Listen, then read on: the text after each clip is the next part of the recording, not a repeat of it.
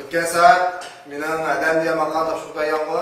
Bu saat endi mening dadam degan maqomni yozsizlar.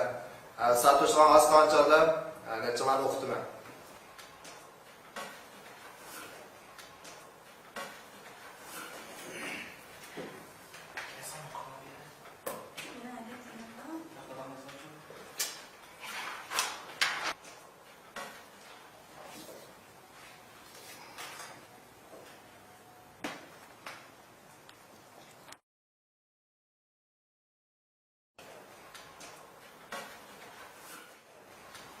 Mana.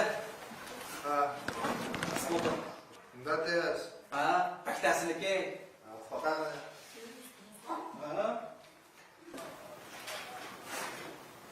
Mening dada. Mening bir umma dadam bor.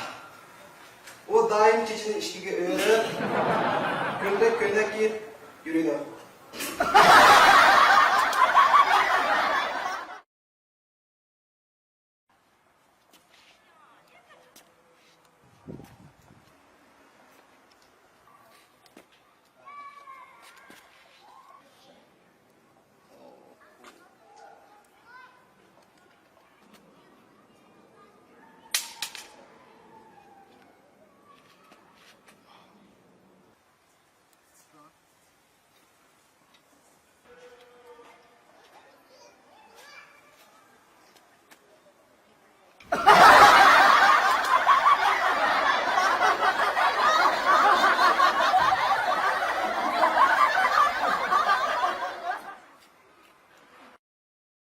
Yaxshimisiz doktor? Yaxshimisiz.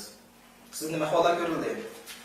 Qo'yishim men uyliklar sening nervon aycı, sen doktordan ko'rinmisan bo'lmaydi deb shun keldim bugun şeyga. Nima ish qiladi? Çünkü ben burundan atlas bek yaxshi ko'rmadim ha. Lekin uyliklar bu yerda qattiq qubul qilamiz deb qaram. Nima ish qiladi? Normal ahvol bu. Şu normal ahvol shundanmi? Bek yaxshi ko'rman param atlasni. Shunda chiqqanimdan yaxshi ko'rdi u. To'g'ri. Bu atlas qizlar yaxshi ko'rdi, erlar yaxshi ko'rdi, otist men yaxshi ko'rmasman. Voy siz mi yaxshi ko'rasiz? Doktor, siz mi yaxshi ko'rasiz? Voy bog'liqsiz tomon deyman. Doktorlar hammadan yaxshi ko'rdi deb. Mana siz qo'rib yaxshi ko'rasiz, dinlab deyishdimi?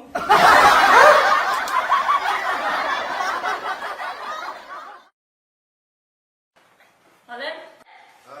Ben o ismi oğlandan ok bakayım o. Ahmet. Benim dadam.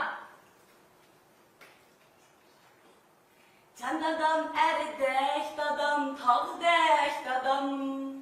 Bağırken